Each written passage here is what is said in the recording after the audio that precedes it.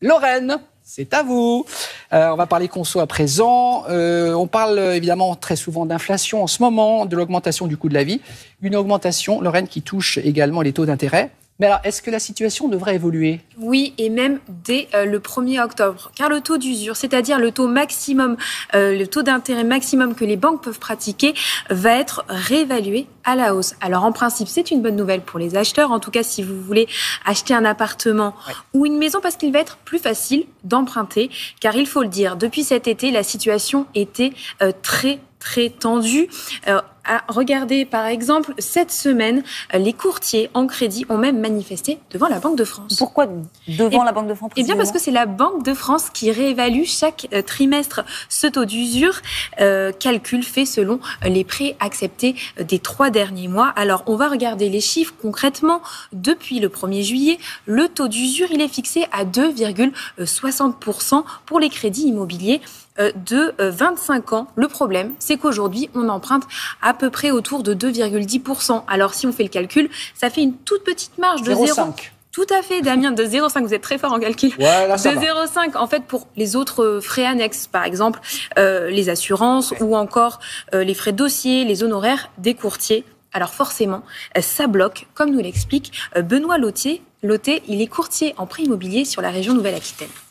C'est une situation exceptionnelle et très compliquée puisque pour nous, courtiers qui recevons des gens pour les accompagner dans leur projet de vie, il est difficile de dire sur des gens finançables qu'ils ne peuvent pas être financés à l'instant présent à cause de ce fameux taux d'usure. Le taux d'usure que nous avons actuellement est le taux d'usure qui a été fixé au 1er juillet, c'est-à-dire sur les prêts décaissés des 3 derniers mois avant le mois de juillet. Et l'augmentation des taux a été importante depuis.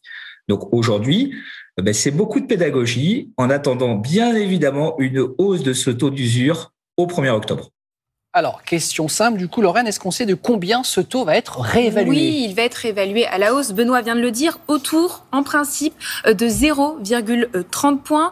Donc, on va arriver à un taux d'usure autour de 2,90, voire 3% pour les crédits de 25 ans. Mais encore faut-il que les banques jouent le jeu, parce que si, de leur côté, elles augmentent aussi les taux d'intérêt, alors là, c'est le serpent qui se mord la queue. Oui, c'est ça. Et le marché de l'immobilier, donc tout ça, il se porte comment ? Alors, on va dire qu'ils ont connu des périodes plus fastes.